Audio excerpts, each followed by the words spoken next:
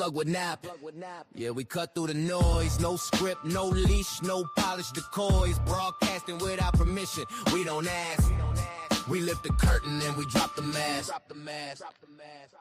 Unplugged with Nap. Yeah, we cut through the noise. No script, no leash, no polished decoys. Broadcasting without permission. We don't ask. We lift the curtain and we drop the mask.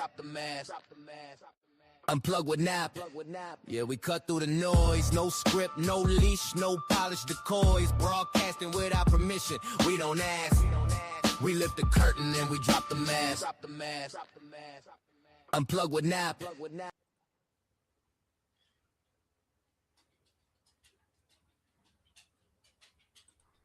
Well, hello there to all the good people of Ohio and beyond. This is Aaron Knapp, and you're tuned into Unplugged, broadcasting without permission.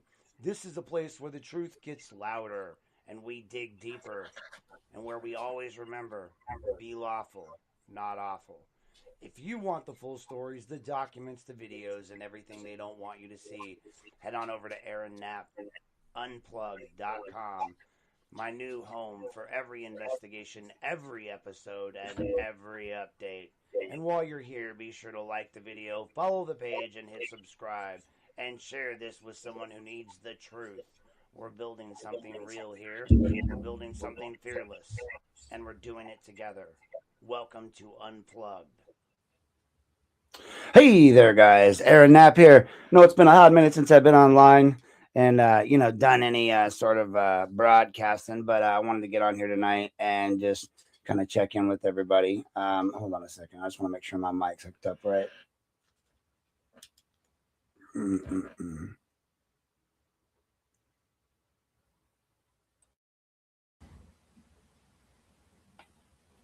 Anyway, I think that's gonna work right there.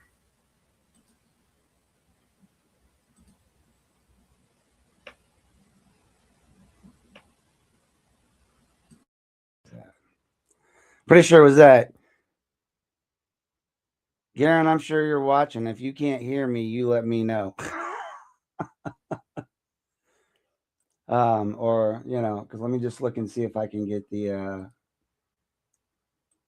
no, I was going to see if I could get the comments up from here, but I don't think I can. Oh, boy. I wish this was set. Oh, there we go. Hey, all right. Can you hear me, Michelle? All right, cool. Excellent. All right, we're doing a little afternoon stream here because, well, why not, right? And I'm doing this to touch base on what we've been dealing with in all of these county articles I've been doing lately. Everybody's been questioning, well, what do you, basically I got questioned a bunch in that last one about the numbers and averaging out employee salaries and all these different facts. And I'm just not, people that are calling me ignorant and stupid over this, what they don't really understand is that the math doesn't work the way they think it does. You can't just average out all the employees of the county because some of them are seasonal, some of them are part-time. Not all of them are full-time. Not all of them have the same hourly salary. So that average that you're looking for doesn't work. And I didn't even point out all of them. I mean, Tony Silla's making $150K a year. And we all know he's worthless as tits on a boar. I mean, that guy couldn't fucking legal his way out of a freaking bag of shit, in my opinion. This fool called me up the other day, hung up on me. I mean, hung up on me. Our prosecuting attorney, having been ordered duly by a judge, having to investigate something that neither he nor Sheriff Hall can investigate. Because again, as I pointed out, I've released all the documents online. There's zero chance that Sheriff Hall and I are not like excluded from doing things with each other. You know what I mean? Like we definitely have a conflict of interest. So if his agency investigated this, problem. Also, I have a conflict with the prosecuting attorney's office because, well, Lee Prue. And quite frankly, Tony Solo. I mean, I'm Republican. I get it. I thought I was voting for some great guys, but apparently they pulled the wool over my eyes. That's fine. I get it. I still don't think the Democratic option would have been much better on the sheriff, but, now I'm starting to wonder if, the worst thing, one side's going to cost us is Nah, you know what? There's just no way to say that. Let's just get on here. Transparency is not optional, folks. And this is Unplugged with Aaron Knapp. And today's episode exists because there are too many conversations about government accountability that are happening that are out of order, right? People are being asked to react to conclusions before they're even shown the evidence or the record. And they're being handed numbers, right? Handed numbers without even being shown the documents that produced them. They're being told outcomes without being walked through the decisions that made those outcomes even or not just possible, but very predictable. That inversion matters because when you remove the record from the conversation, what we're left with is a narrative. And this narrative, yeah, I know, right? This narrative by itself is very easy to manipulate. It can be framed and simplified. It can be defended long after it should have been questioned because without documents, there's no anchor, guys. And without an anchor, everything else just becomes someone's friggin' opinion. So, this episode is intentionally going to be slow and laid out. It's not slow because the facts are complicated, because the facts aren't complicated at all. If it feels a little slow, it's because the consequences are complicated. And the consequences take time to explain. They require, I can't see out of these right now anyway, they require context and memory. And they require you, the listener, to sit with information long enough to understand how one decision limits the next, how one platform or patterns of form, I guess, that long before anyone admits that these things exist. What you're going to hear over the next hour or so is not three separate stories, guys. What you're going to hear is one governing posture expressed three different ways. It's a posture that treats transparency as it's negotiable, that treats delay as harmless, and treats confidence as substitute for safeguards. Just forget it. The posture shows up when the public records are resisted instead of produced. It shows up when payroll data arrives after budgets are already locked into place, right? Because rest assured, we've been asking for these payroll records just like other things for a hot minute. But, and it shows up when the speculative redevelopments are already sold as certainty rather than risk, right? Which means what you're looking at is a different subject matter with the same mindset underneath it. Now, we're going to talk about public records, judgment, and the cost, how it costs taxpayers real money, right? Oh, center my camera. You need to see me. I tend to move around a lot, but anyway, cost us real money, right? It wasn't hypothetical. It was, and it wasn't symbolic. But in a court ordered dollars that had to be paid because the law was ignored. Now, we're going to talk about the $125 million payroll, not as a talking point, not as some sign of rage number, right? But as a structural commitment that defines what this county can and cannot do, what it can fund, and what it's already decided to leave behind.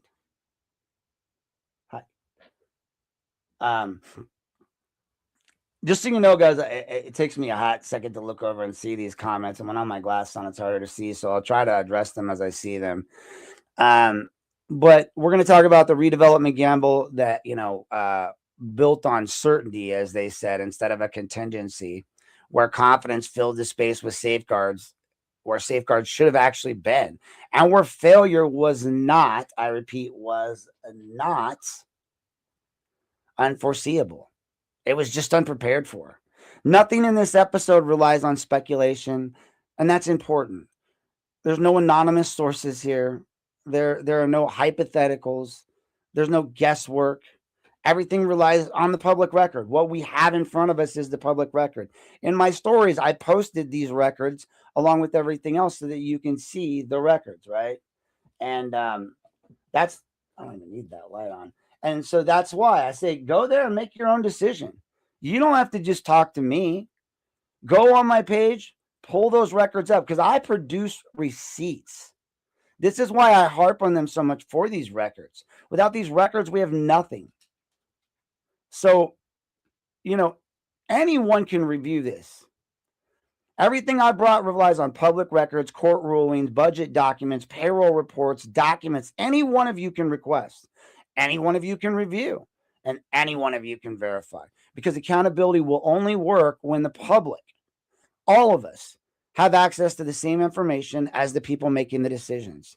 Today is not going to be outrage radio, because outrage is cheap. It burns hot and fades fast. It demands you react without understanding and then moves on. This is record reading, folks.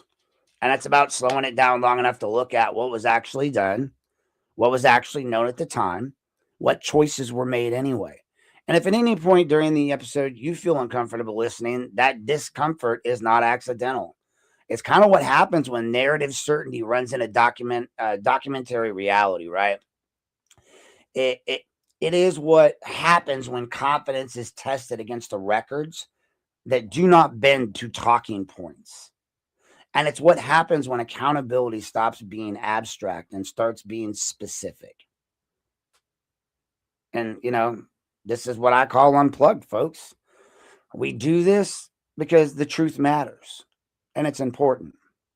Now, the first segment we're going to talk about is the Barilla judgment and the price of withholding. Now, I wrote a story on this one recently, and as those of you who might have read some of my other stories know, I'm not a huge fan of Mr. Rosenbaum, but in this case, he did win, and it sets a standard that we're able to utilize moving forward. The Barilla judgment, let's start where transparency failures eventually end up, right? When they are challenged, because that endpoint, it tells you what the system does when it's forced to answer itself or for itself for their actions, right? And that endpoint is court. Courts are not the first stop in public records disputes, trust me. They're the last stop. And they're the last place, honestly, you want to be when you're doing the public records request. You'd much rather just be getting the records. There where all the disputes land after requests are ignored, delayed, denied, or litigated into exhaustion. And after the requester has already done the part that the public is supposed to do without hiring a lawyer, right? Which is ask for the record and expect it to be produced under the law. Now, in the case of James Barilla, or James V, as in Victor Barilla, versus J.D. Tomlinson et al., and just so you guys know, et al. Means all. So it's not just J.D., it's the county government. J.D. was just listed as the top person because he was the top official at the time in that department. But rest assured, these actions were taken at minimum, at least on his behalf, through intermediaries such as Dan Petticourt, who we discussed at great length in the article that I did. But it was a public records mandamus action brought against Lorain County. The case didn't arise from any kind of confusion, and it didn't arise from unclear law. It didn't arise because the county didn't understand what they were asking for. It arose because a refusal was made to produce a document, and the county knew it existed. They knew it was requested, and the distinction matters because it's the difference between a misstep and a posture. And a misstep is correctable. A posture is deliberate. A misstep can be fixed with a call, a clarification, and a production. A posture forces litigation. So the requested record was a draft EEOC complaint. And the EEOC complaint, and that alone is where a lot of these public bodies start trying to invent their own rules, because they hear the word draft and they assume not public. Well, Ohio law does not work that way. Under Ohio law, draft can be a public record if it documents the activities of a public office. That principle is not controversial, and it's not unsettled. Ohio courts have said repeatedly over many years in many cases, because the Public Records Act is not a vibes-based statute, right? It's a disclosure statute. It requires production unless a specific statutory exemption applies, which are few and far between. And a public office does not get to create the exemptions because something's uncomfortable, right? Incomplete, embarrassing, politically inconvenient, because that's why the law matters here. The Public Records Act does not say produce records unless they are inconvenient. It does not say produce records unless they are drafts. What it does say is records documenting The activities of a public office are public records unless a specific statutory exemption applies. And in this case, there was no such statutory exemption. The county chose to withhold the record anyway. And that choice is where many public bodies get themselves in trouble, like Lorain City, because they substitute their own comfort level for the law, right? They decide internally that a document should not be public. And then they act as though that decision carries legal weight. But it doesn't. And it never has. You know.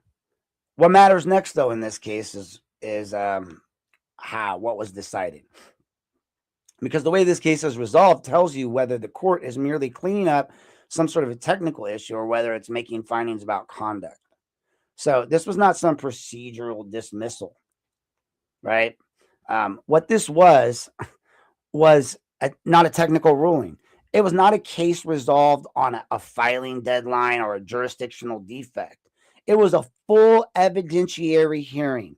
Witnesses testified under oath. Exhibits were introduced. The court heard arguments about the law, what it requires, and what the facts showed. And that means that the court was not guessing. It was not speculating. It was evaluating evidence and the testimony and credibility and statutory duty, which is the exact point where all these narratives stop working and only records and facts will survive. That's it. And the court ruled. And the court found that the records existed. And again, you guys are going to see some really close, if you follow my story, you're going to understand why this is so existentially amazing when it comes to the canon on all these things that are going on with me. But the court ruled and the court found that the record existed, not hypothetically, not in theory, but it existed. The court found that the record was responsive to the request. These are all requirements. The court found that the record was a public record as a matter of law.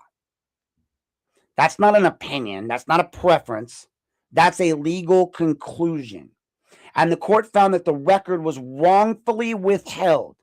Those findings are not casual language. They are not rhetorical flourishes.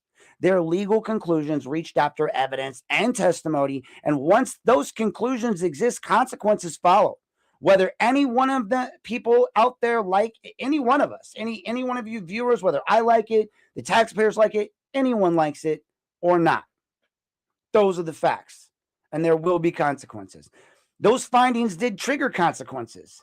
And this is where it's important to be precise, right? Because people love to talk about activist judges and punishment and bias.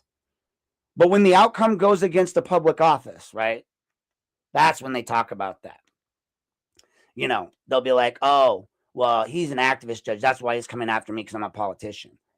Well, no. The court did not invent penalties here. The court did not punish the county out of some sort of, abject frustration. Judge Tesalito didn't do that. The consequences were written into the statute long before this case was ever filed. And I've been trying to hammer this point into Lorain City's head for a while, and then Lorain County's head as well.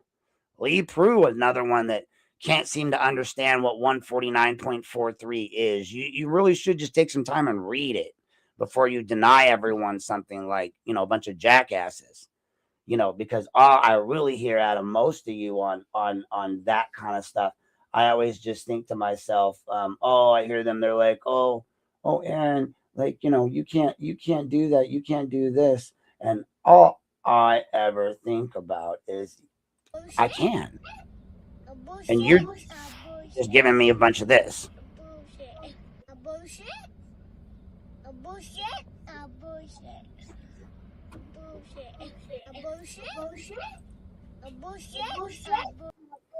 So, that's what I'm saying. That's what I think about, exactly how they're operating in Lorain County. It's a bunch of bullshit. You guys can be, I know some Republicans are mad at me. Like, you're not a Republican if you're going to listen. If you want to call those three freaking worthless pieces of waste of space, our county commissioners, Republicans, that's on you. Republicans don't act that way. Sorry. They just don't. And if that's the Republican Party you want me to be a part of, boy. So I don't really care. Everyone, Republican, Democrat, should all act like good people, humans. Should be good to each other. But in the grand scheme of things, after the election's over, how about you just do your damn jobs? How about you not cost the taxpayers more money in denials over dumb things you could have just turned over to begin with? Lorain County was ordered to pay more than $30,000 in attorney fees. $30,000. For those of you out there counting, that's 30 and then 3 more zeros and then a dot and some more zeros in attorney fees. That was just the attorney fees. It was also ordered to pay $1,000 in statutory damages, for the record, and then it was ordered to pay more than $2,100 in costs. That money doesn't just come out of a discretionary account labeled litigation mistakes or oopsie, my bad. There's not a my bad box. Like, it doesn't come out of the personal budgets of the people who made the decision to withhold, right? Doesn't come out of Dan Petticoat's pay. In fact, he got another job, quite frankly, quite recently, right after it, and is working for Health and Human Services. Go look at it's in the paperwork you guys don't want to look at half the time. But it comes from the public, which means a lot.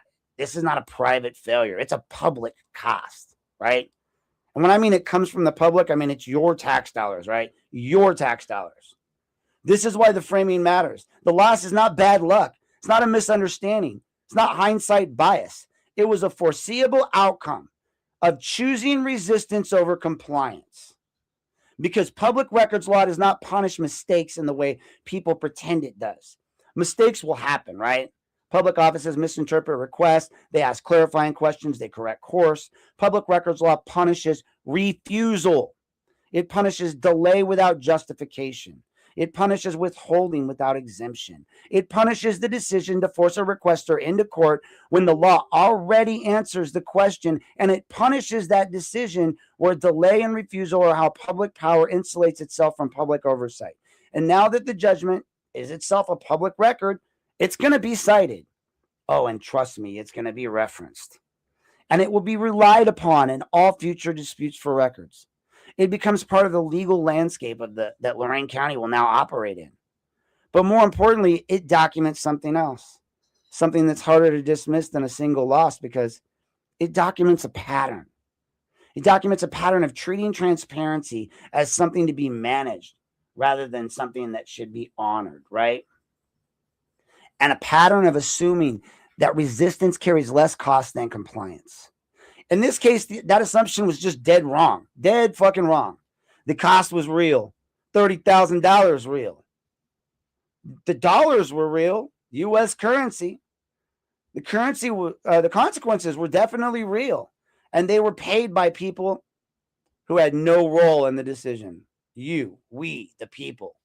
That's why public records cases matter, even when people try to dismiss them as technical or annoying. And that's what City of Lorain calls me, annoying all the time. Oh, when are you going to answer 10 public records? Because it's the law. I mean, go fuck me, right? Guy, social worker, follows the law, has always followed the law. Obnoxious prick that tells the truth. Obnoxious prick that doesn't care which side he's bashing. Oh, because, he's just telling the truth, right? Fuck me. Well, guess what? What this does is it shows you how a government behaves when no one is watching, right? It shows you their character. It shows you whether transparency is going to be treated as a duty, which it is, or as a nuisance, which they call me. The Barilla judgment answers that question in writing. Once that answer exists, it doesn't disappear. It carries forward into how records are handled next time, into how risks are assessed, and into how much faith the public can reasonably place in assurances that transparency will be respected without litigation. The county did not just lose a case. It literally put its governing posture on the record, and that posture shows up again and again and again and again and again. And that's where we go next, right? That's where we're going to end up next here, is more talking about why records resistance is governance by choice, folks. And that's what it's become here. But really quick, we're going to go ahead and pause for station identification. So please stand by for a message from our sponsors, and I will return with segment 2, why records resistance is a governance choice. And we will get to the payroll here by the end.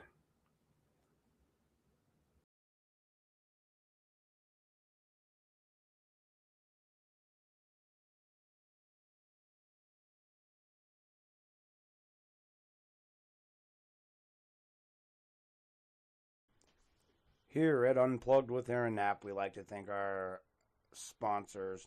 We have a few unofficial sponsors tonight, and they are definitely not paid sponsorships. I want to throw out there a big thank you to Joseph Jones and Eric Jones of the Lorain Daily and the Vermilion Daily. They have a local news page. You should check them out. They do plenty of great work broadcasting all the news that is the news that you want to have in Lorain and Lorain County. So check them out. Also, please, if you need any legal services, feel free to reach out to Robert Gargas. You can find him listed online.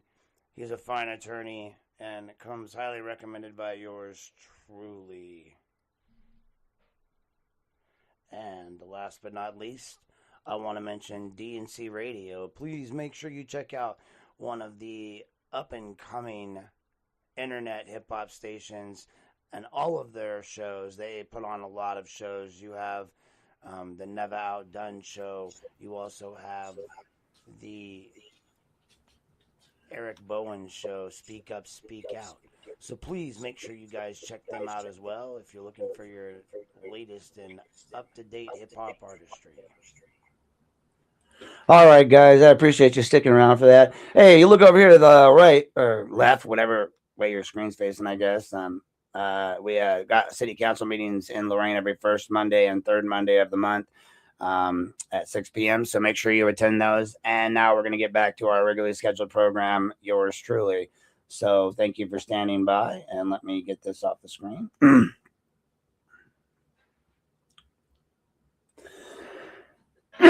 So, as we roll into segment 2, why records resistance is government choice. Let me bring this up just a little bit so I can set up like a normal human being.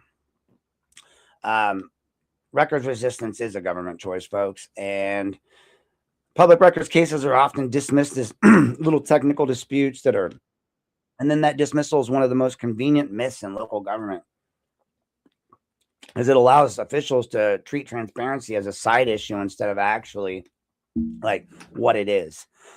And that's an infrastructure of accountability. These cases get framed as paperwork squabbles, as procedural annoyances, as somebody being difficult or obsessive or hostile towards the government, or, certain people in the city will be like, oh, he's stalking me. Oh, no, he's stalking me.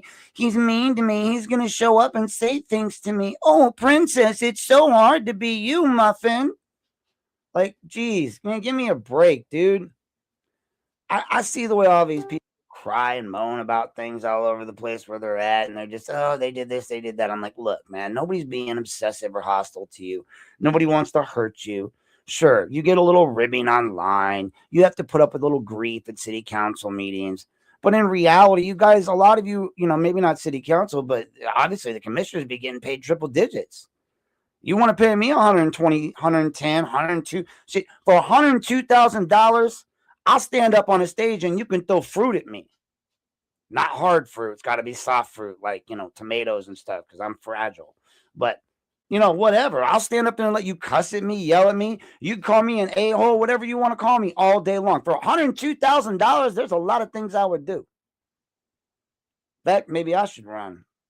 Republican, Aaron Knapp, county commissioner. Just going to say something now. If y'all write me in, I wouldn't say no. But, they've dismissed these records because most of the time, most of us go to the court of claims. What Barilla taught us is don't go to the court of claims. File a mandamus, but file it in the county. And when you file it in the county, you can ask for $350 an hour as an attorney. And I can kind of tell you that's what my attorney is going to be getting. And the thing is that cities like Lorain have been so forced into this that they're putting signs up on their wall to remind people what Records Act looks like. And yet, all while ignoring that fact. Records are not paperwork, folks. Records are power. Power. They determine who gets to know what and when they get to know it and whether they get to know it in a time that knowledge matters, right? If you give me a story that's so cold that, nobody wants to read it because it's been regurgitated in multiple forms or even been cast in a different light. That's why me putting out my story first on the Barilla case and getting it out quickly as soon as I saw that the record was publicly available was important. You got to check these things. You got to check Pacer. You got to check the daily. You got to check the Lorain courts daily. You got to look for these cases. I've got search engines set up to follow for these cases online, so I know when I get a knowledge base, I can be the first one to get that knowledge out to you. That's the difference in following Unplugged. And we can make fun of Unplugged all we want online, but in the grand scheme of things, I'm giving you power because knowledge is power. Knowledge is the only power that's out there. They are not going to give you the knowledge to defeat them. Governments don't give you the knowledge to answer what they, in a positive manner. When records are delayed, the public does not eventually get clarity in a meaningful sense, right?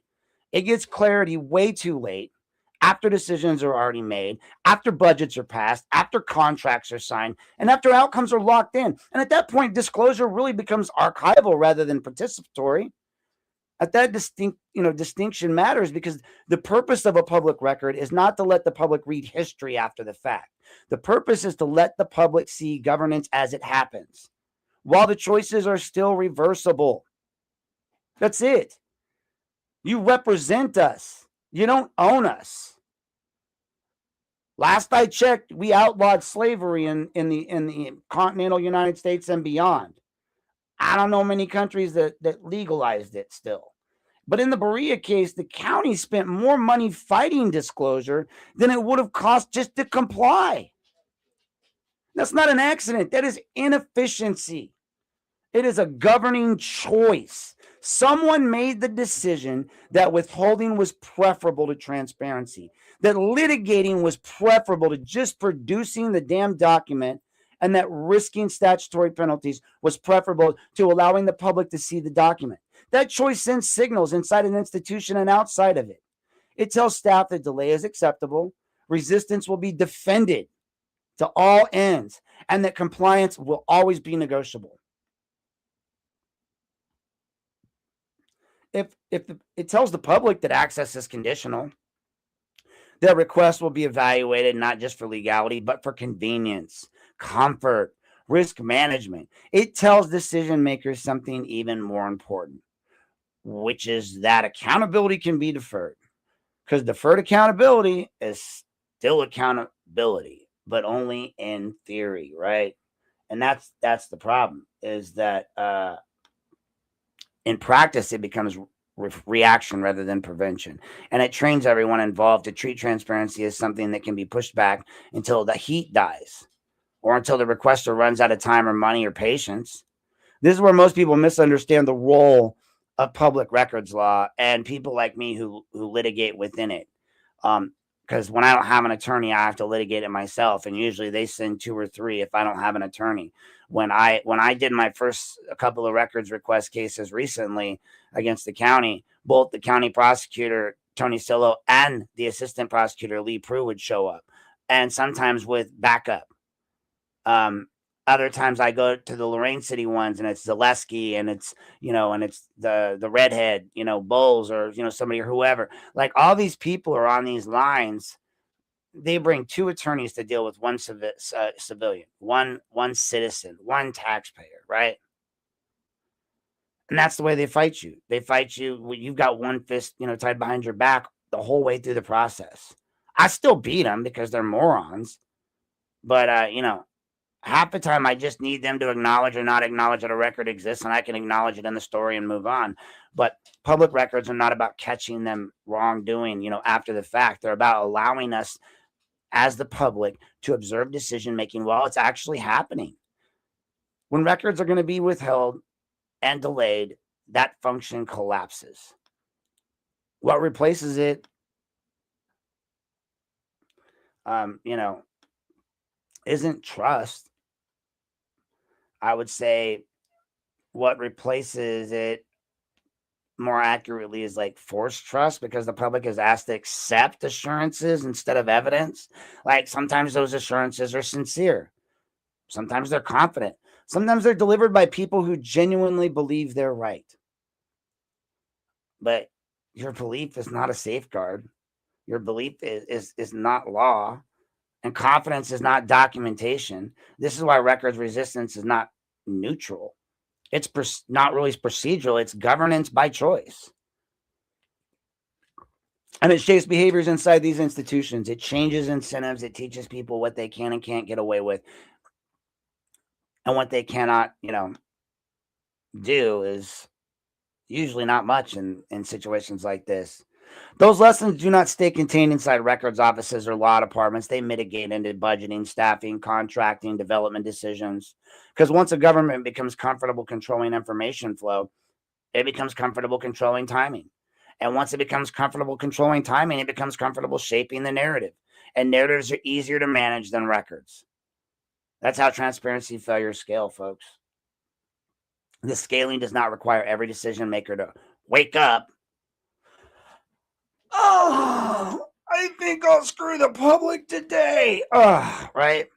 Or wake up and intend to hide something. It requires something much simpler, much more common, which is delay just becomes normalized. Resistance becomes routine. Scrutiny starts to feel like interference rather than oversight.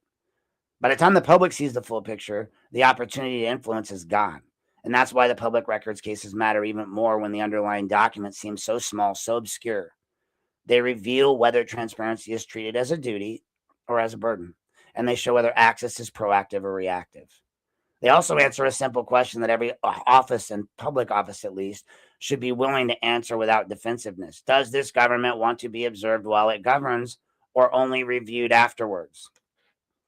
In Lorain County, the Barilla judgment answered that question in writing, right? Fuck you, Lorain County. We didn't think you deserved to see it. But the judge was like, oh, guess what? No. Fuck you, commissioners. Fuck you, everybody who tried to hide. Fuck you, Dan Pettycourt. Because you fucking broke the law. And you cost us 30 grand. Bunch of a-holes. This doesn't even, we're not even talking about the whole reason why, everything that happened after that. We're not talking about JD or any of this stuff, because this doesn't, in my opinion, really even involve JD. This is about the county trying to hide what they let slide. You backed it, county. Like, why not? You say you did it. You backed it, and you can't now not back it. And it really just boils down to, it carries forward into how everything's done. When financial realities are eventually acknowledged, and not whether the public is treated as a participant or as the audience. And that brings us to the payroll, right? Because once you understand those records, that record's resistance is governance by choice, right? That delay and framing around the payroll data stops looking accidental. They start to look consistent, and consistency is what patterns are made of. We're going to get into segment 3 here, which is what that $125 million payroll actually means, right? I'm going to pause real quick for a quick station identification, and we will be right back.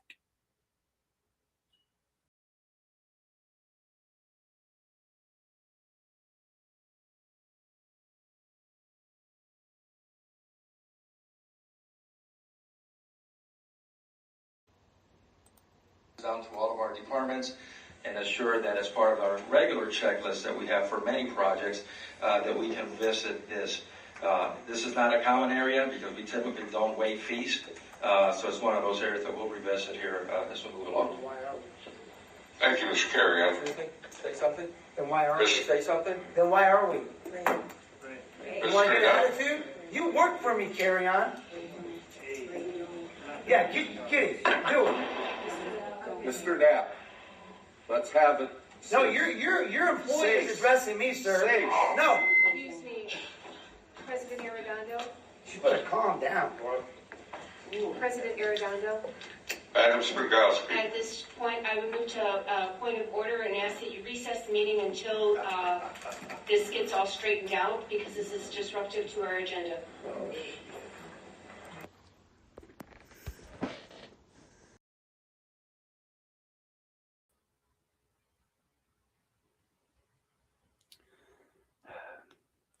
As you see over here, don't forget, on my website, I have a Sunlight Toolkit, all forms, ebooks, bonuses, all that stuff is still on there. No one's really taking me up on that because not many people are out there requesting records. For those of you that are always asking, if you go to my website, you click on the panels, you can go back there into the Kennedy report, and you'll find this Sunlight Toolkit where I wrote a little book on how to request records. I filled out sample forms. I've even got PDF forms that you can, buy at a modest price.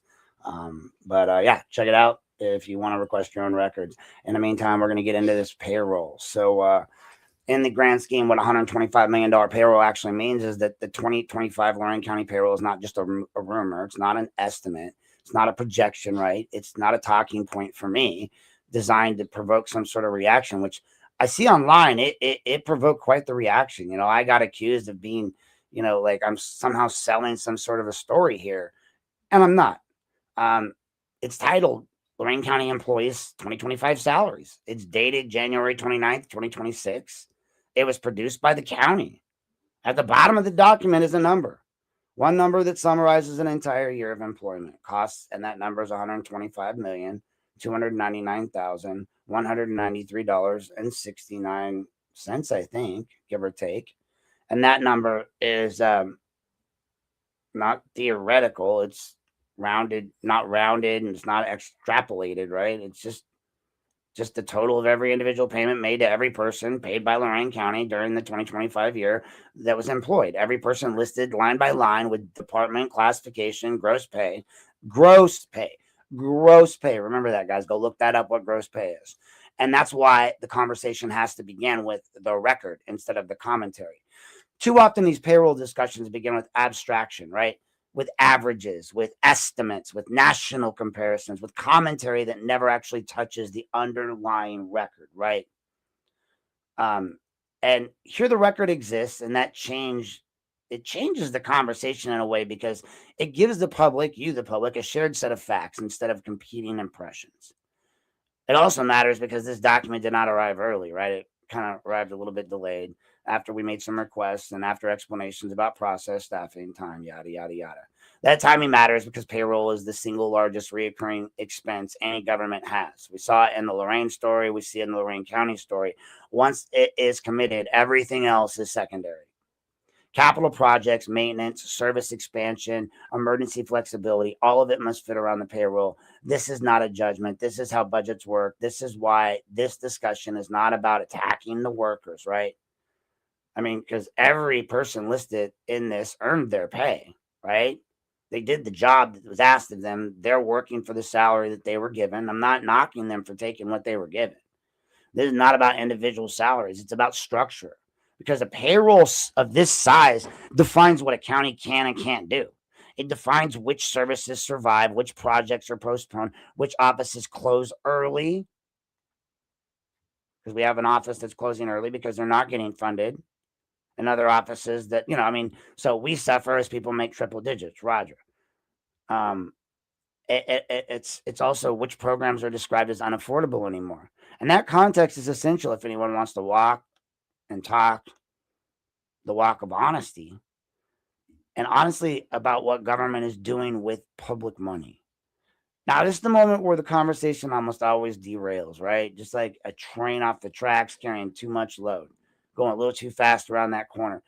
People immediately demand, what's the average? What's the average? What's the average? Well, you can ask what the average county employee is paid, and they expect that number to settle the argument, as if the average somehow can describe a workforce that includes full-time employees, part-time employees, seasonal workers, grant-funded positions, court personnel, election workers, and people who worked only part of the year.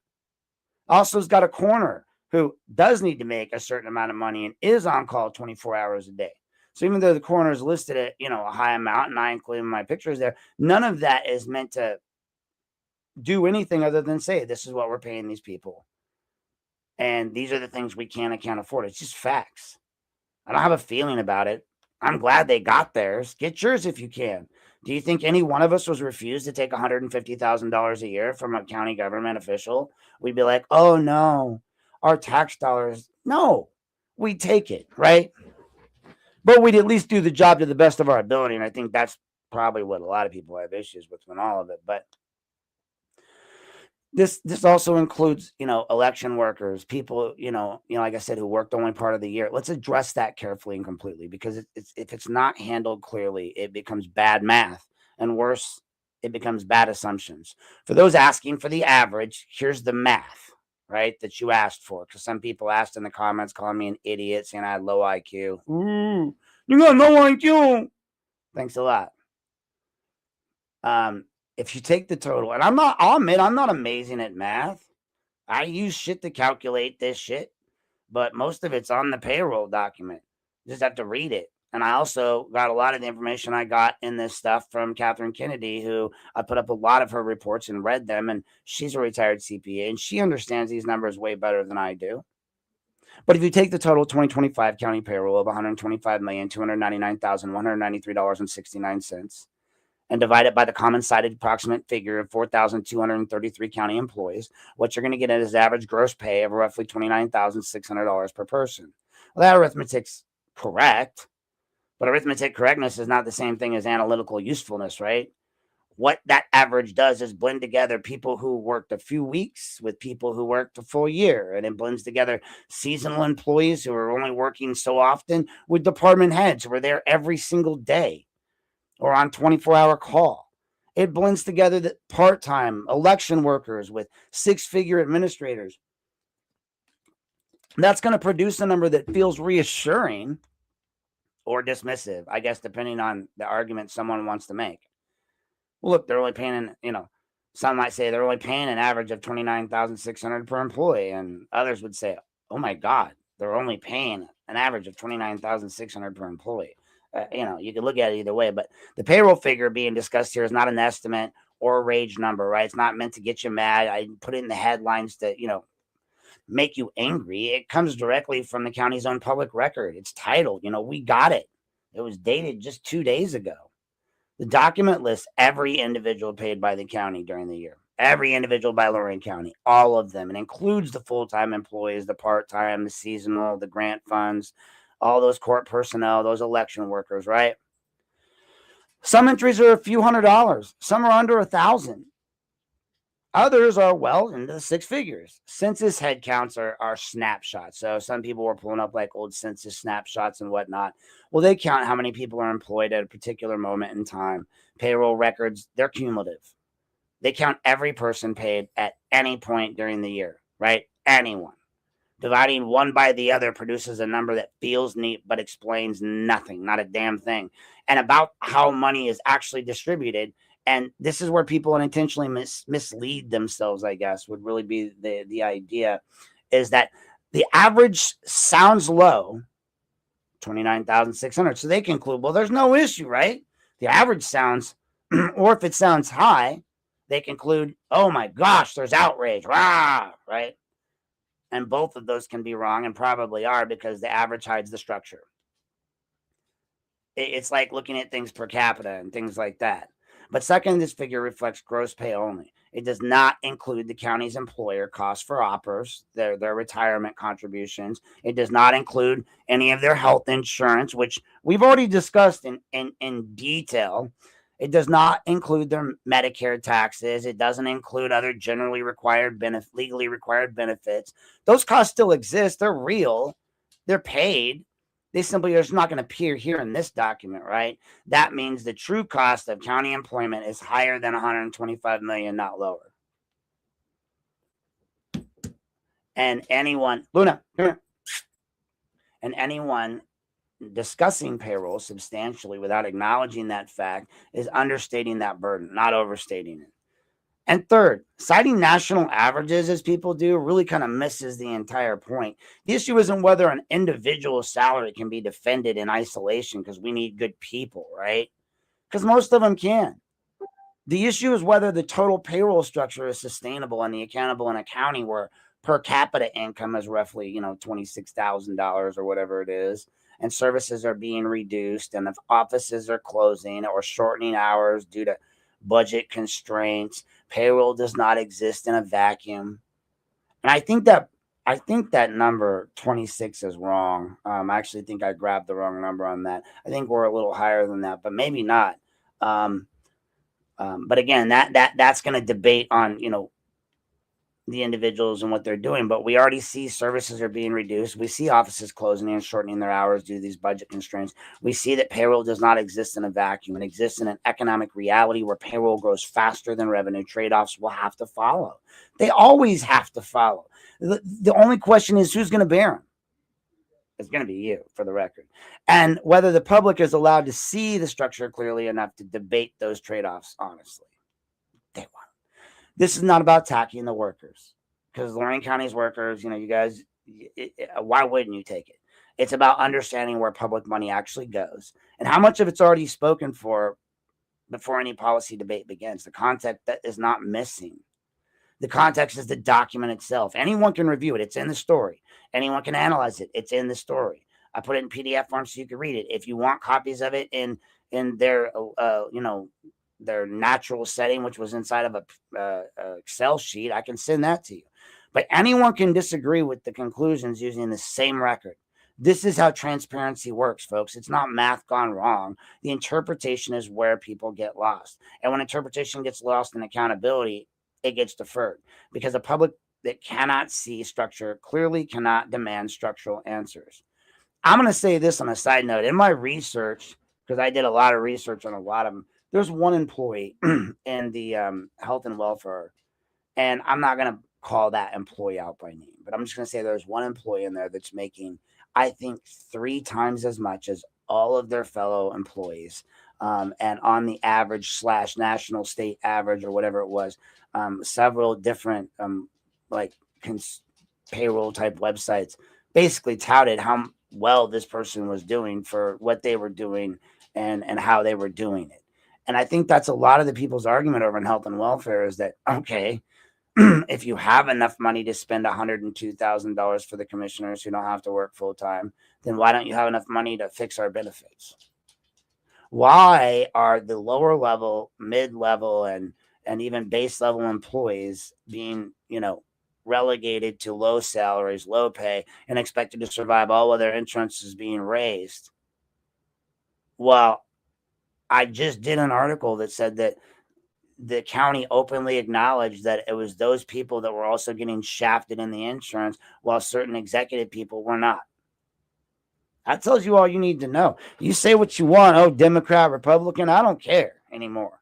What I care about is the fact that if they're bleeding us dry, they're bleeding us dry. And if the county workers that work for us now are getting shit on because they have high insurance costs, and they do. I mean, they've done recent studies that say that most people aren't even getting insurance. And that's even at the county level. They'd rather just pay the penalty and roll the dice. And what's that say about our country? But what's that say about our state? What's that say about our county? What's that say about our city? This is why this payroll document matters, not as a headline. It matters not as a headline, but as a structural snapshot, right, of what this county has already decided to prioritize. Once you understand that, the next question becomes unavoidable. And this is where the money already is. What happens when leadership... Vinny. What happens when leadership convinces itself that it can afford certainty elsewhere, right? And that's where we go next. We're going to be going into segment 4, which talks about the Midway Mall, the cost of certainty, and whatnot. So give me 1 second here, and we'll pause for station identification real quick, and I'll be right back.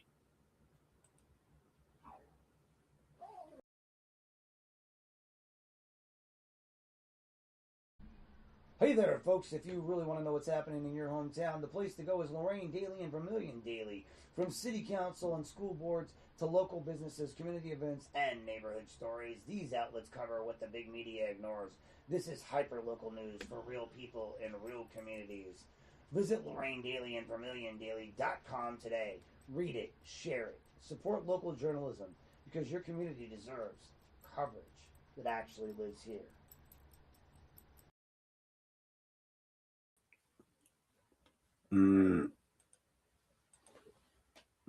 All right, that brings us into our segment 4, Midway Mall and the cost of certainty. Boy, this one's a good one, because I mean that mall's an eyesore, an asbestos-filled crapple. I could have told him that having worked as mall security before, not in that mall, but in malls, what the dangers of that mall would have already been.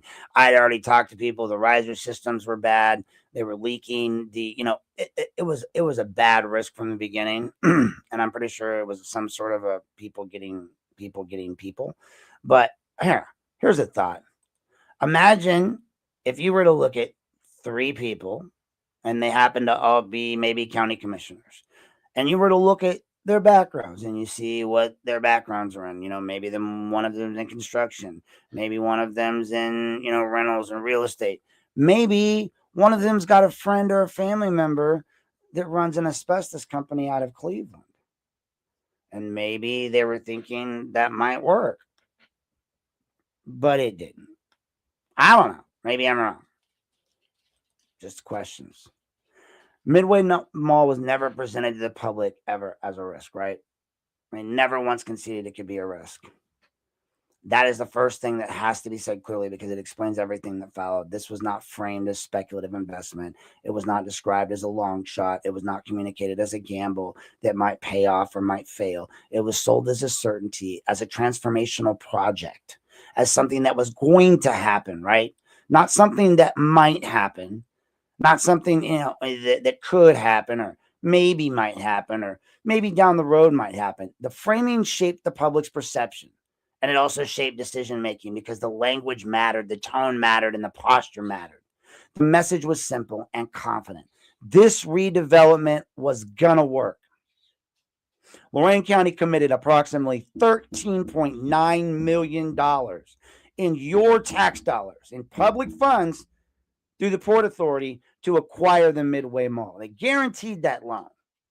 And that money was not a private capital, right? It was not venture funding. It was not a developer risk. It was public exposure. It was a taxpayer-backed money placed into declining commercial asset with the expectation that redevelopment would follow, that partners would materialize out of nowhere, and that momentum would carry for the project forward into the future. And that expectation was not neutral because it shaped how the deal was structured. It shaped what protections were included, and more importantly, what protections were not. This matters because of the context in which that decision was made. Enclosed malls, please. They're already failing all across the county and the country. And, I shouldn't say the county because I think that's the only one. Well, no, I think there might be one or two. But, most of them are all failing, or they're turning into little strip malls. But, you have, it's not it's a trend that's going to not change. This is not emerging data, right? Like, we already knew this. People knew malls were dead, and that mall's been dead for a while. It had like 3 tenants. The only thing keeping it alive was my favorite sushi place. Now that place closed. So burn it down as far as I'm concerned. Bulldoze it. Do whatever you guys got to do. Whatever way you folks in Lorain County government get rid of a building that you don't want to deal with, do it. Save us all the trouble of having to bitch about it. But, long before this happened, long before they decided to buy it, it was documented widely that national vacancy rates were rising across all malls. All the anchor tenants were leaving. All that mall's anchor tenants were gone, except for that one sporting place. Entire mall portfolios were being written down or sold at steep discounts. Redevelopment plans were collapsing under financing gaps. Changing consumer behaviors were definitely affecting everything. And the shift towards the e-commerce, come on, guys. Like, these were not just niche reports. The writing was on the freaking wall. These were mainstream economic indicators that said, stay away from a mall. Don't buy a mall. Why would you buy a mall? What the hell are you thinking? Anyone who wanted to see them could see them. And you could see that this is why it's so important to say this plainly and out freaking loud. These facts were known. The data existed. The warning signs were not hidden. This isn't surprise.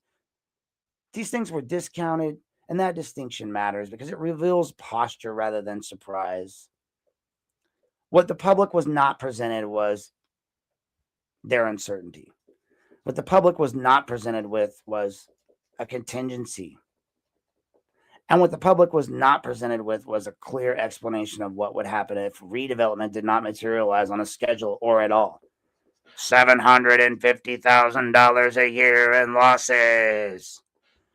There was no public-facing conversation about the downside scenarios, $750K in public losses. There was no clear articulation of risk tolerance, $750K in public losses. There was no explanation of how losses would be limited if optimism proved to be unfounded in $750K in public losses. Instead, confidence filled the space where safeguards should have been. There was no enforceable redevelopment milestones tied to the continued public exposure. No requirement that private performance be demonstrated where additional public money was committed. No hard cap that said this is as far as the public risk goes. No defined exit strategy that explained how the county would limit losses if the project stalled, failed, or simply never progressed beyond its acquisition. That absence matters, folks, more than the failure itself, because the failure is not the scandal here. The risk is part of redevelopment. Risk can be managed. Risk can be mitigated. I mean, there's literally a word for it. I believe it's called risk management and risk. What's the word I'm looking for here? Help me out. Risk mitigation. Risk can be priced in. Governments take risks all the time. I mean, honestly, look who they've hired.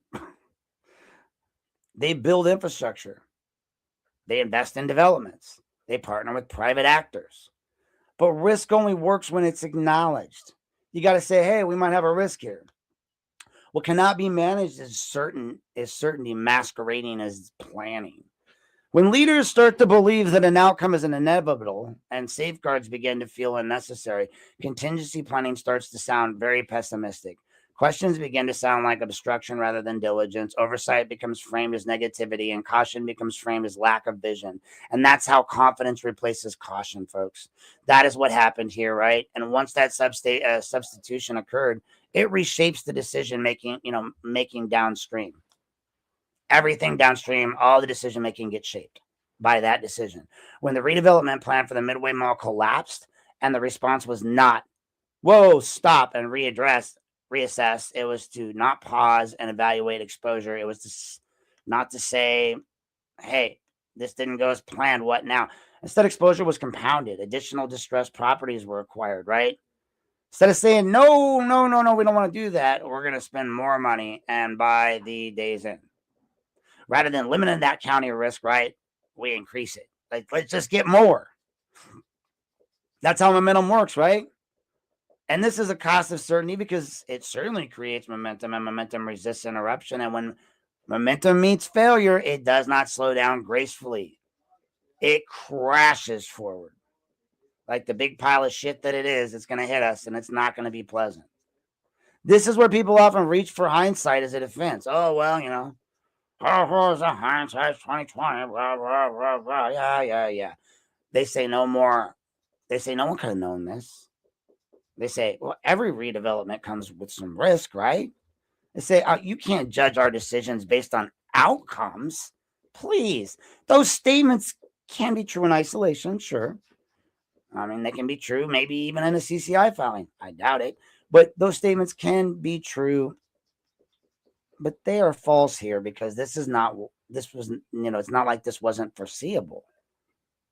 The decline of enclosed malls is not some hypothetical thing, right? The financial challenge was not speculative. The lack of committed redevelopment partners was not secret. The risk factors were visible at the very time that a decision was made.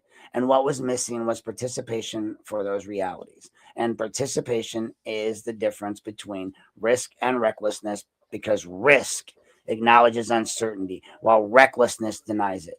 Risks ask what happens if this fails, while recklessness assumes it will not. This project was structured from the get-go as if success was assured. They made it sound so amazing. Sounded like Mayor Bradley talking about a racetrack. And when the success didn't happen, right? Structure didn't offer any breaks. No off-ramps, no trigger points. That forced reassessment, right? That was not a single bad decision. This is now a pattern of decision-making, a pattern that values narrative certainty over structural protection, a pattern that prioritizes momentum over verification, and a pattern that treats its belief as a substitute for planning. That pattern does not stay contained in development deals. It shows up in how records are handled. It shows up in how payroll information is delayed or framed. And it shows up in how accountability is explained after the fact rather than enforced before the fact. The Midway Mall story is not all about a mall. It's about governance. It's about what happens when leaders convince themselves that confidence is leadership and that caution is weakness. When leaders believe that an outcome is inevitable, when they stop asking the most important question, which is what happens if we're wrong.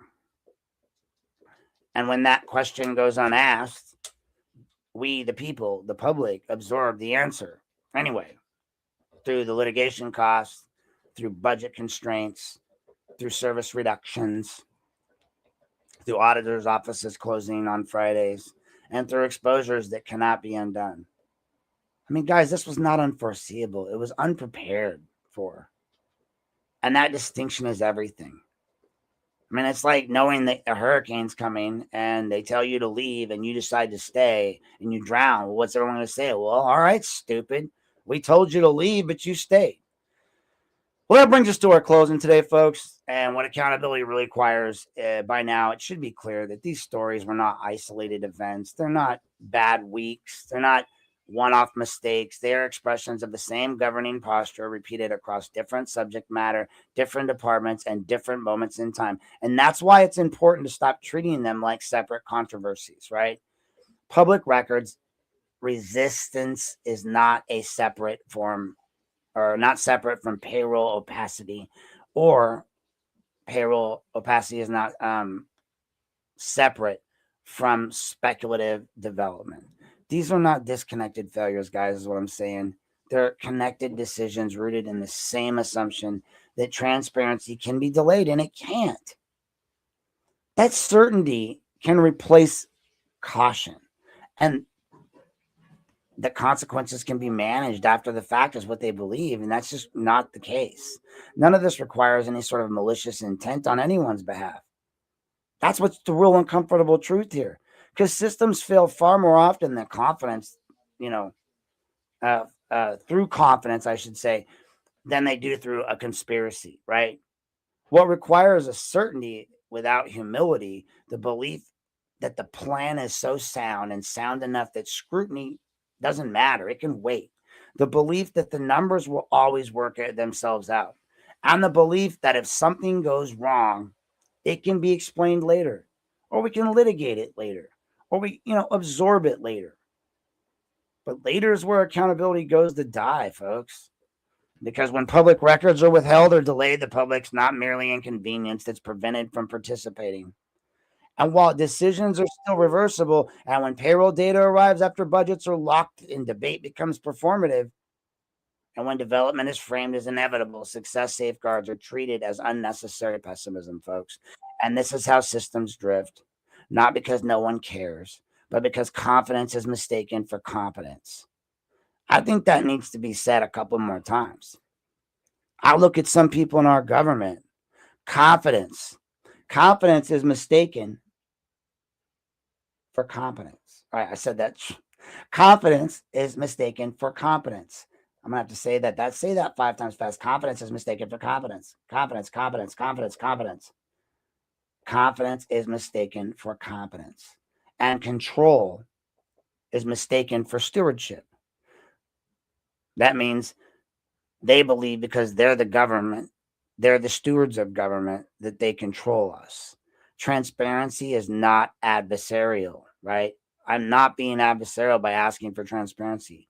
And it's not an attack. It's not a distraction from governing or, from being, a city council or a county person. It's a specified governmental mechanism that keeps governing tethered in reality, folks. Keeps these people in check. And it's how the public gets to see decisions before the consequences are permanent. And it's how risk is identified before it's absorbed. And it's how power remains accountable and the people it affects. Here's the part that matters the most, folks. Accountability is not punishment, okay? Accountability is alignment. Alignment between authority and consequence. alignment between decision makers and the outcomes of their decisions, and alignment between public money, your money, our tax dollars, and public knowledge, your records, our records. When records are withheld, that alignment will break. When payroll is obscured by averages that hide structure, that alignment will break. When public investment is driven by certainty rather than by contingency, that alignment will break. And what replaces it becomes a narrative. And a narrative is cheap. It's cheaper than accountability, at least at first, right? Until, that court ruling rolls down and suddenly you owe somebody $30,000 because you wanted to be dill holes and not just give something that eventually you were going to have to give anyway because you hoped that it would just go away. Well, guess what? I'm in the middle of a case like that right now. City of Lorain is about to have to pay the similar amount to my attorney because my attorney put it up front. He's asking for the same amount as this lawyer did, Rosenbaum, for reasonable legal fees on a public records case. Is established that $350 an hour for all you attorneys out there is reasonable. So stop going to the court of claims, folks. That costs you money. They end up charging you for it. Like, I've got more bills from the court of claims, even when I've gotten my records, than I've gotten anything else. Because the only time I didn't get them was when I forced them to say they were going to pay all the costs. To the point the pattern becomes visible, but the damage is already done. And this is why it's not about blame. Blame's going to be easy. It's emotional. It's temporary. This is about patterns. Patterns are harder because they require your attention. They require your memory.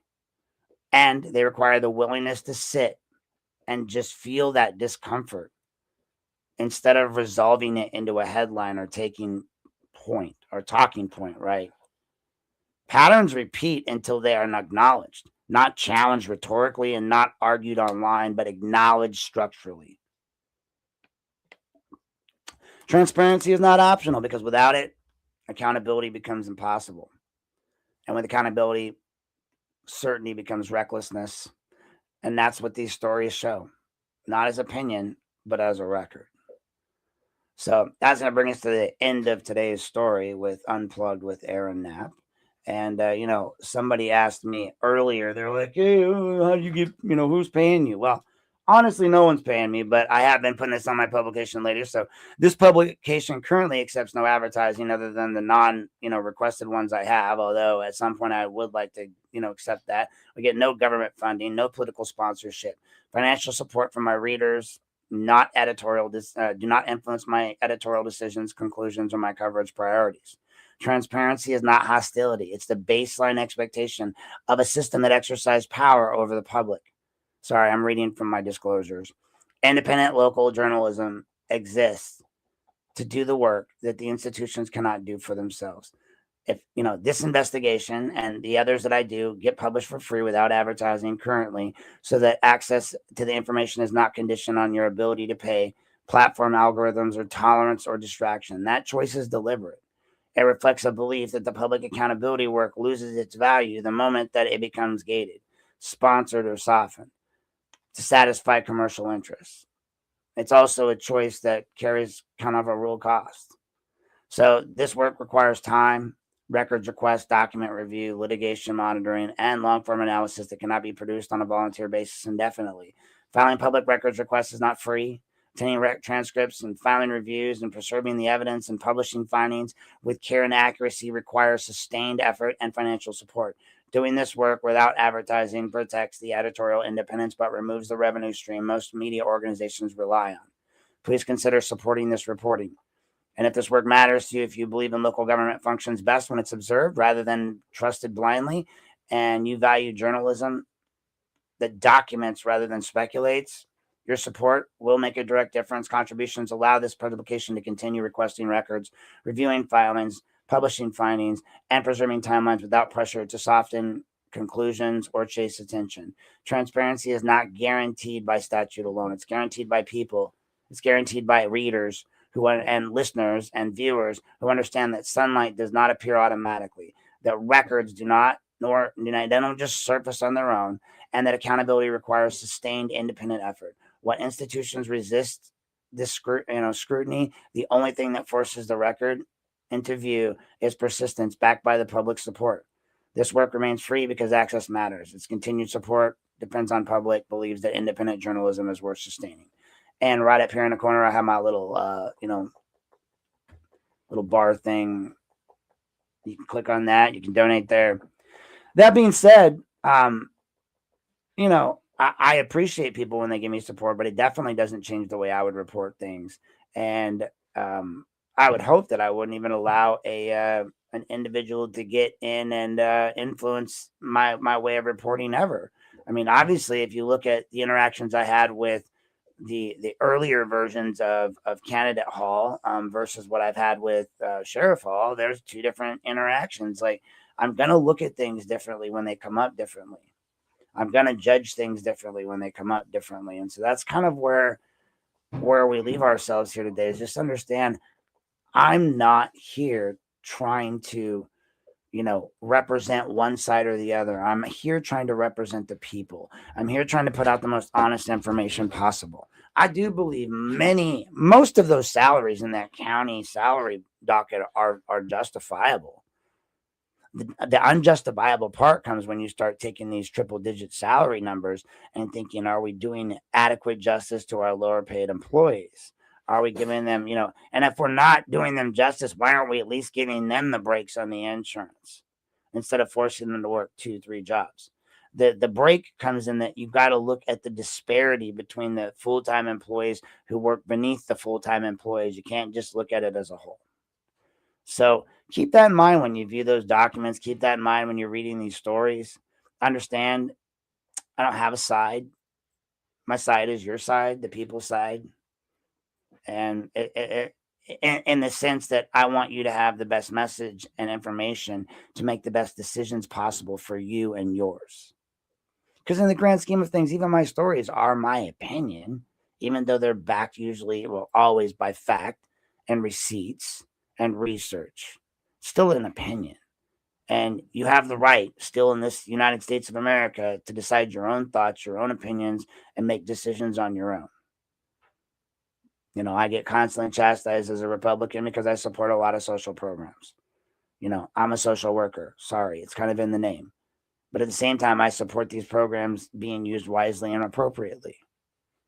I don't have a problem with, honestly, most of the people listed in my story in the health department deserve what they get, and they're running short-staffed.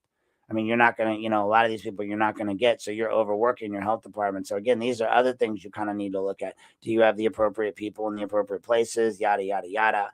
Are you overworking county staff? But the bigger issue is that imagine what we could have done with that $13.9 million at the Midway Mall, or the $750,000 we lost on that deal, or the money that we spent on the day's end. You're going to tell me all that couldn't go back into the employees' payroll and benefits? So you're going to sit here and tell me with a straight fucking face that you believe that? Really? Really? You're going to tell me with a straight face that you honestly believe that losing all of that money doesn't affect the way that this affects us? And when you tell us that it's we're not going to lose, I promise you, there's no guarantees in this world. We all know that, but they made it sound like it was just too good to be true, folks. Just admit you got taken. They sold you a deal that never happened, and now we're stuck with the bag at $750,000 a year. I want you to let that sink in. And also all the money that we did or didn't have from that could have been garnering interest. That's where these losses come in. So for every year longer we keep it, we're losing more and more and more. And we have other areas where we're losing interest opportunities where that money could be properly invested in other things. I don't know, maybe future employees and getting the right people in, or getting some people some assistance so that they're not overworked, overwhelmed, underpaid, and underinsured. But okay, whatever, I don't know what to say anymore. All I can say is I'm going to keep up this work. I appreciate if you donate, but it's not required. It's not something that you have to do. This is free work right now. At some point, when I get over a certain level, I probably will monetize on certain platforms. But at this point, let's just get the word out. Let's talk to people, share these things, go in and read these documents for yourself. Again, I put the 2 PDFs online, PDF, for the Mr. Petty requested of the county's government. Well, what I did was I got them in the form of an Excel. And so I transfer them to PDF, and then I ran my judgment off of that. But I see a lot of employees in these files. Like I said, they didn't work a lot of hours. So this isn't an attack on the employees getting theirs, because who would not get theirs? No one's going to turn down $150,000 salary and be like, no, my government, woe is me. No. The bigger question is, how are we going to justify all this spending when we just don't have this kind of money? Lorain City is going to go broke. We're watching other cities getting sued that are going to have to call bankruptcy. That's scary thoughts, folks. So think about that. And this really isn't just a Dem problem, a Republican problem, a Libertarian problem, an I don't vote problem, a crazy problem, whatever problem. This is a human problem. This is an American problem. This is an Ohioan problem. This is a you problem. This is a me problem. This is an all our problem. So don't be part of the problem. Be part of the solution, folks. Thank you guys for tuning in today. This has been Aaron Knapp and a special afternoon episode of Aaron Knapp Unplugged Live. I want to thank you guys for checking out the articles. If you haven't already, go subscribe to the website. Follow me on Facebook. Check it all out. You can find it just about anywhere. And I thank you very much. This is also now Knapp Media LLC. So Knapp Unplugged Media LLC. So loving the new brand and happy to move forward with all the new ideas we've got going forward. So stay tuned for our next podcast when it pops up. Thank you guys. Law enforcement, you be lawful, not awful. The rest of you guys, do me a favor. In government, just give us our records, man. It's not that hard. Just give us our records. Shh. Just let it happen. Oh, and but before I go, I just want to say, like, to my friends in the Lorain Law Department, whenever you write me emails anymore, all I think is bullshit.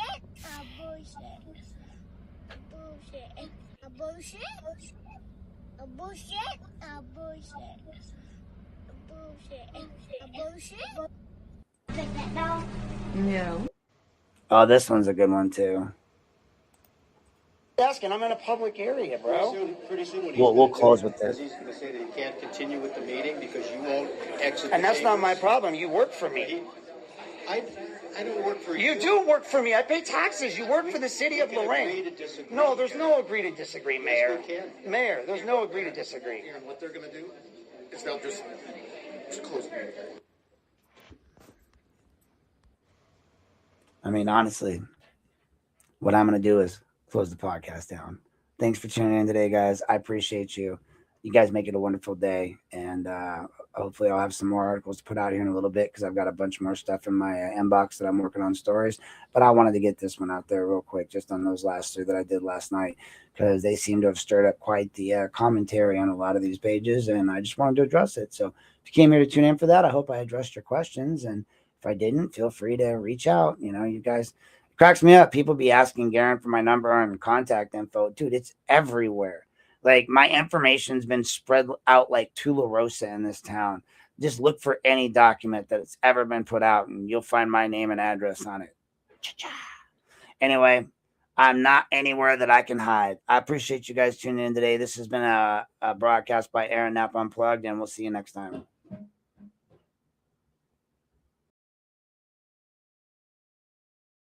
Unplugged with Knapp. Yeah, we cut through the noise. No script, no leash, no polished decoys. Broadcasting without permission. We don't ask. We lift the curtain and we drop the mask. Unplugged with Knapp. Yeah, we cut through the noise. No script, no leash, no polished decoys. Broadcasting without permission. We don't ask. We lift the curtain and we drop the mask. Unplugged with Knapp. Yeah, we cut through the noise. No script, no leash, no polished decoys. Broadcast.